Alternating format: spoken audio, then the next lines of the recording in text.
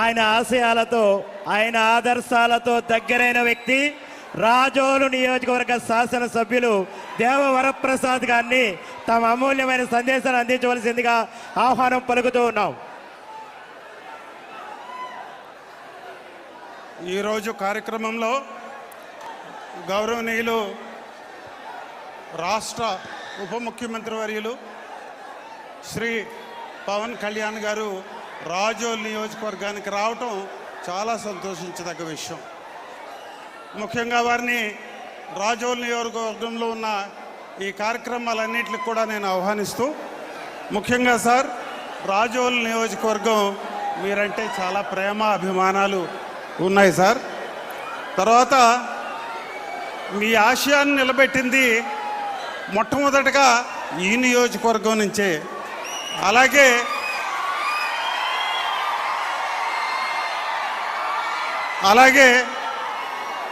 మీకున్న మీ మీదున్న ప్రేమ అభిమానాలు చూసినట్టయితే ఈ నియోజకవర్గం గుండెకాయ లాంటిది సార్. ఇది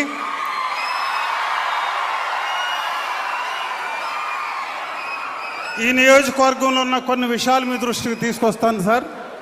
ఇది పచ్చని పంటలతో ఉండేది, అలాగే కాలువలు, అలాంటిది ఏదో కేరళాన్ని మైపరిపించే పరిస్థితి అని చెప్తూ ఉండేవారు. ఈ రోజును చూసినట్టయితే సమస్యలు సతమతం అవుతూ ఉంది. అలాగే ఈ ముంపు మహమ్మారి డ్రైనేజ్ వ్యవస్థ అస్తవ్యస్తంగా ఉండటం వల్ల, ఆక్రమణల వల్ల ఈరోజు ఊర్లు, మన తీర ప్రాంత గ్రామాలు అన్నీ కూడా ముంచెత్తుతున్న పరిస్థితి కనపడతా ఉంది సార్. కాబట్టి ఈ మేజర్ డ్రైన్ అయిన ఈ శంకరగుప్తం డ్రైను ఒక రాజోలు దుఃఖదాయినిగా అది తయారైంది సార్. ఈరోజు వరి పంట చూసినట్టయితే 14,000 ఎకరాల్లో పంట పండేది, అది 6,000 ఎకరాల్లో ఇప్పుడు పండటం లేదు సార్. అలాగే కొబ్బరి గురించి మీ దృష్టికి తీసుకొచ్చాం. 12.5 లక్షలకు గాను 1,00,000 కొబ్బరి చెట్లు చచ్చిపోయాయి. అలాగే ప్రతి గ్రామంలో కూడా మంచినీటి ఎత్తడి. ఈరోజు గత ప్రభుత్వం చూసినట్టయితే ఎలాంటి చర్యలు తీసుకోలేదు. గత 5 ఏళ్లలో మంచినీటి వ్యవస్థ గురించి చూసినట్టయితే గొంది లాంటి ప్రాంతంలో గోతులు తీసి నీళ్లు పట్టుకునే పరిస్థితి. అలాంటిది ఈరోజు మీ నాయకత్వంలో 1,650 కోట్ల రూపాయలతో గోదావరి గ్రిడ్ పథకాన్ని తీసుకొచ్చారు. ధవళేశ్వరం నుంచి ఈ చివరి వరకు, అంతర్వేది వరకు 90 కిలోమీటర్ల వరకు ఈ కెనాల్లో రావటం వల్ల చాలా వ్యర్థాలు వస్తున్నాయి. వాటిలన్నింటినీ కూడా పక్కకు పెట్టి పైపుల ద్వారా నీళ్లు సప్లై చేసే పరిస్థితి మనం తీసుకొస్తూ ఉన్నాం సార్ ఈరోజు. అలాగే ఆరోగ్య పరిస్థితి కూడా ఒక మాట చెప్పాలి మీకు. సుమారు 100 వరకు డయాలసిస్ పేషెంట్స్ ఉన్నారు సార్ మా నియోజకవర్గంలో.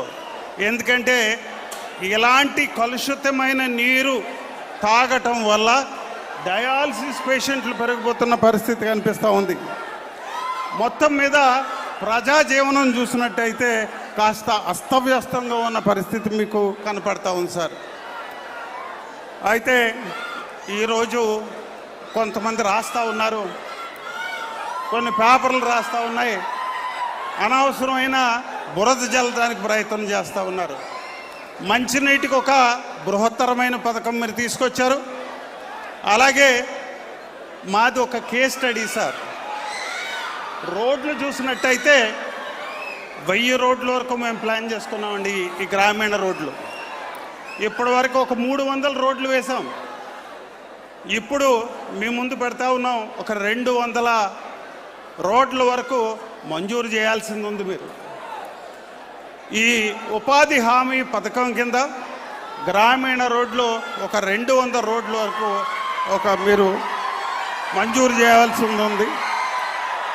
రోడ్ల పరిస్థితి గతంలో ఒక చిన్న మట్టి కూడా వేసిన పరిస్థితి లేదు.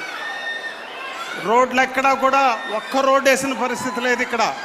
అలాంటిది 1000 రోడ్ల వరకు ఈరోజు కడతా ఉన్నాం సార్.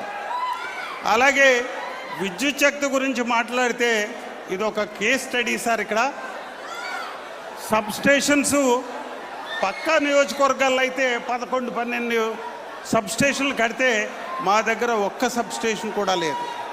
ఈ రోజున ఒక సబ్ స్టేషన్ కట్టుకున్నాం, అలాగే 2 సబ్ స్టేషన్స్ మంజూరు చేయించుకోబోతున్నాం. అలాగే 132 kV సబ్ స్టేషన్ కూడా ఒకటి మేము తెచ్చుకోబోతున్నాం. భారీ ఎత్తున కరెంటుకి సంబంధించిన మౌలిక వసతులు మేము టేకప్ చేస్తూ ఉన్నాం సార్. అయితే మిమ్మల్ని ఇక్కడ కోరేది ముంపు ప్రాంతాన్ని మీద దయించి మా ఏరియాలో దృష్టి పెట్టాలని. 70,000 మంది ప్రజలు సుమారుగా 12 తీర ప్రాంత గ్రామాల్లో ఇబ్బందులు పడుతూ ఉన్నారు. అలాగే అంతర్వేదిలో చూసినట్టయితే మాకు ఒక మంచి ఆధ్యాత్మిక కేంద్రం ఉంది. దీన్ని అభివృద్ధి చేయడానికి మేము ప్రయత్నం చేస్తూ ఉన్నాం సార్. 46 ఎకరాలు ఉంది, లో లయింగ్ ఏరియా. దాన్ని కూడా అభివృద్ధికి మీరు మీ చల్లనైన దృష్టి సారించాలని కోరుకుంటున్నాం. అలాగే మల్టీ స్పెషాలిటీ ఒక హాస్పిటల్ కావాలి. ఎందుకంటే హాస్పిటల్ నెట్వర్క్ లేదు, ఫెసిలిటీస్ లేవు మాకు. దూర భారాలు వెళ్ళే పరిస్థితి మాది. అటు అమలాపురం వెళ్ళాలి, భీమవరం వెళ్ళాలి, లేదంటే కాకినాడకు వెళ్ళాలి మేము ఏదైనా అనారోగ్యం వచ్చినట్టయితే. అలాంటిది ఒక మంచి ఆసుపత్రి మా నియోజకవర్గంలో వచ్చేటట్టుగా మాకు మీరు కొంచెం మంజూరు చేయిస్తారని చెప్పి కోరుకుంటున్నాం. అలాగే కొబ్బరి పరిశ్రమ చూసినట్టయితే ఇక్కడ ఇతర రాష్ట్రాల్లో రేటును బట్టి ఇక్కడ రేటు ఉంటుంది. అక్కడ డిమాండ్ ఉంటే ఇక్కడ రేటు ఉంటుంది, లేకపోతే రేట్ లేదు మాకు. కాబట్టి ఒక కొబ్బరి ఆధారిత కేంద్రాన్ని ఒకటి ఏర్పాటు చేసినట్టయితే ఒక MSME పార్క్ లాంటిది మాకు మంజూరు చేసినట్టయితే బాగుంటుంది సార్. మీ రాక ఈరోజు ఇదంతా శుభదినం మాకు. ఈరోజు కోసం మేము ఎదురు చూస్తూ ఉన్నాం. ఈ రోడ్లు లేకపోతే ఈ విద్యుత్ శక్తి ఇవన్నీ కూడా మేము ఇటీవల సంవత్సరంన్నర కాలంలో చాలా రకాలైన అభివృద్ధులు మేము చేస్తూ ఉన్నాం. అయితే గెట్టని మాటలు రాస్తూ ఉన్నారు. వారిని ఈ సందర్భంగా జాగ్రత్తగా ఉండాలని చెప్పి మేము కోరుతూ ఉన్నాం సార్. అలాగే ఉపాధి హామీ గురించి ఒక చిన్న మాట మీకు చెప్పి నేను ముగిస్తాను సార్. ఉపాధి హామీ విషయంలో మాకు పనులు కొన్ని పోర్టల్లో లేనివి.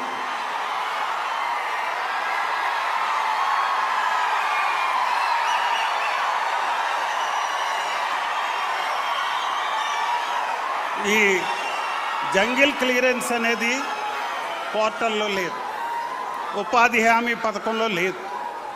ఇది జంగిల్ క్లియరెన్స్ కనుక గవర్నమెంట్ ఇచ్చినట్టయితే మిస్యూజ్ అవుతుందని గవర్నమెంట్ ఉద్దేశం. కానీ ఇక్కడ జంగిల్ క్లియరెన్స్ అనేది చాలా ముఖ్యమైన అంశం సార్. ఇది ఎగ్జామిన్ చేయొచ్చు సార్ దీన్ని.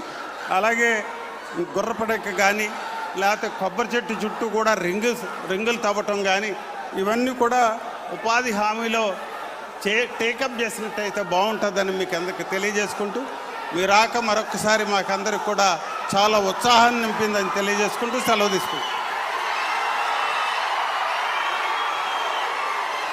Thank you sir. పల్లె పండుగ